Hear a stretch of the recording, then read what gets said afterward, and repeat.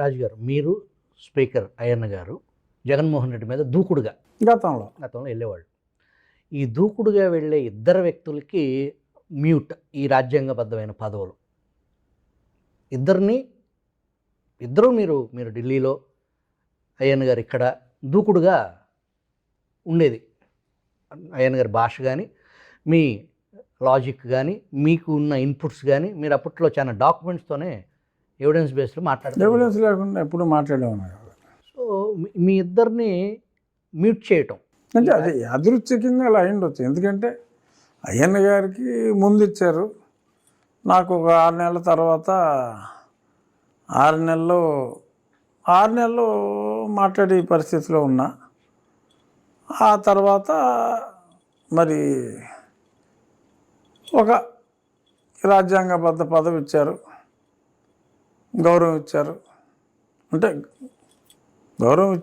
గౌరవప్రదమైన పదవి ఇచ్చారు. సో కాబట్టి అది గౌరవం ఇచ్చినట్టే భావిస్తూ మరి ఆ పదవిలో నోరు విప్పకూడదు అనే ఒక నిబంధన లేని నిబంధన ఉంది. కాబట్టి మరి ఆ నిబంధన అనుసరించి నేను గతంలో పెట్టిన కేసు గురించే తప్ప మిగిలిన రాజకీయాల గురించి మాట్లాడకూడని పరిస్థితిలో ఉన్నాం. దానికి తోడు నేను గతంలో ఎక్కువగా మాట్లాడిన వ్యక్తి ఎమ్మెల్యేగా ఉంటాం.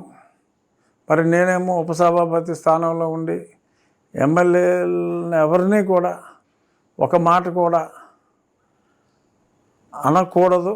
ఎవరైనా అన్నా కూడా వారిని మందలించవలసిన అవసరం కూడా శాసనసభ ఉపసభాపతిగా ఎమ్మెల్యేలందరినీ సమదృష్టితో చూడవలసిన బాధ్యత కూడా నా మీద ఉంది. కాబట్టి జగన్మోహన్ రెడ్డి గారు సభకి, రేపు జరగబోయే సభకి, బహుశా ఈ ఇంటర్వ్యూ ఎడిట్ అయ్యే టైంకి ఆయన సభకు వచ్చేసి వెళ్ళిపోతే అది ఆ అనర్హత వేటు నుంచి తప్పించుకునే అవకాశం ఉందంటారా? అంటే రేపు ఒక్కరోజే వస్తే అనర్హతకి దీనికి సంబంధం లేదు. రేపు గవర్నర్ గారు, రేపు సభ జరిగే తొలి రోజు సభ జరగదు.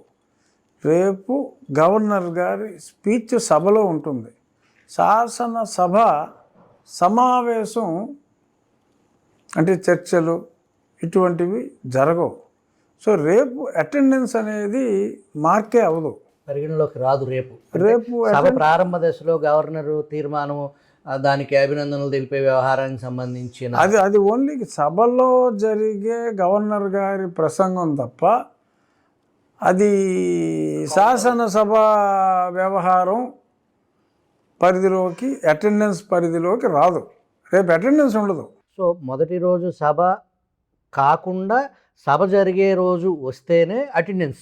అవును, అప్పుడు అటెండెన్స్ ఉంటుంది. సో అప్పుడు జగన్మోహన్ రెడ్డి గారు రాలేదు అనుకుందాం ఈ సెషన్కి. ఇంకా ఎన్ని రోజులు ఉంది? ఇంకా మీ వేటు వేసేదానికి, పులివెందుల ఉప ఎన్నిక వచ్చే పరిస్థితి, అనర్హత వేటు పడేదానికి ఇంకా ఎన్ని రోజులు సభ జరిగితే?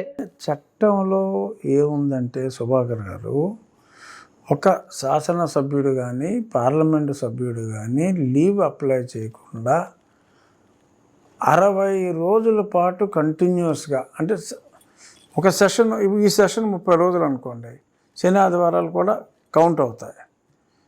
22, 23 పని దినాలే ఉండొచ్చు. బట్ 30 రోజుల్లో 22 పని దినాలు ఉన్నా అది 30 రోజులుగా పరిగణిస్తారు. శని ఆదివారాలు 4 రోజులు సెలవులు ఉంటే అది రిమూవ్ చేస్తారు.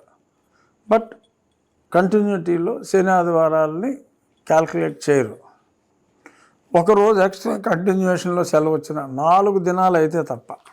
సో కాబట్టి 60 రోజులు, గతంలో ఉన్న రోజులు ఇవి కలిపి 60 రోజులు దాటితే నిబంధన ఏం చెప్తుందంటే స్పీకర్స్ ఆఫీస్ శాసనసభకి తెలియచేయాలి, ఇదిగో ఫలానా పార్లమెంట్ సభ్యుడు ఆర్ ఫలానా శాసనసభ్యుడు ఇన్ని రోజులు రాలేదు, చట్ట ప్రకారం he is liable for disqualification, majority సభ్యులు ఆమోదిస్తే మనం డిస్క్వాలిఫై చేయొచ్చు అనే ప్రతిపాదన స్పీకర్స్ ఆఫీస్ సభ ముందు పెట్టాలి.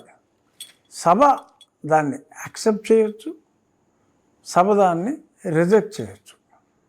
అక్కర్లేదు రాకపోతే రాపాళ్ళే, అలాగే మనం అతనికి వెసులుబాటు ఇద్దాం అని కూడా ఇవ్వచ్చు. బట్ సభాధ్యక్షుడు శాసనసభ దృష్టికి తీసుకొచ్చి he has to go by the majority opinion. గతంలో లోక్సభలో 2 సార్లు ఇలా కంటిన్యూస్గా 60 రోజులు దాటి ఆబ్సెంట్ అయిన వారిని శాసనసభలో, అది పార్లమెంట్లో ఒకసారి, రాజ్యసభలో ఒకసారి, లోక్సభలో ప్రవేశపెట్టి వారిని సభ్యత్వం నుంచి తొలగించడం అయింది. మా స్పీకర్ గారి బాధ్యత, ఒకవేళ జగన్మోహన్ రెడ్డి గారు ఎల్లుండు, రేపు అటెండెన్స్ ఉండదు, ఎల్లుండి రాలేదనుకోండి, ఎల్లుండు రాకుండా అవతల ఎల్లుండి రావచ్చు, ఈ 30 రోజులు కూడా రాలేదనుకోండి, స్పీకర్ గారు సభ దృష్టికి తీసుకొస్తారు. Decision majority of the MLAs ఎలా డిసైడ్ చేస్తే దాన్ని బట్టి ఉంటుంది. బట్ మేమైతే ఆయన సభకు రావాలనే, ప్రజల సమస్యలు ప్రస్తావించాలనే, సమస్యలు ఏమైనా ఉంటే, ప్రజలు బాగానే ఉన్నా వారి నియోజకవర్గంలో ఏమైనా సమస్యలు ఉన్నాయనుకోండి, ఆ సమస్యలు ప్రస్తావించవలసిన బాధ్యత ఒక ఎమ్మెల్యేగా ఉంది. కాబట్టి ఇప్పుడు అన్ని రోజులు అనుకున్నట్టు జరగవు. ప్రస్తుతం ఆయనకి వారి ప్రజలు, ఆ ఊరు ప్రజలు ఆదరించారు, రాష్ట్ర ప్రజలు నిరాదరించారు. మరి ఆదరించిన ప్రజల్ని వారి బాగోగులు చూడవలసిన బాధ్యత ఒక ఎమ్మెల్యేగా జగన్మోహన్ రెడ్డి గారి మీద ఉంది. మరి ఆ బాధ్యత ఆయన నిర్వర్తించాలి. మరి రాబోయే 30 రోజుల్లో మరి ఆయన మనసు మార్చుకుని వస్తారని, రావాలని అనుకుంటున్నా. అలాగే మొదటి వారంలో క్రీడలు, సాంస్కృతిక కార్యక్రమాలు కూడా లాస్ట్ టైం లాగా నిర్వహిస్తున్నాం. ఇవాళ దాని మీద కూడా సమావేశం అయింది. ఆయన క్రీడల్లో కూడా పాల్గొంటే బాగుంటుంది.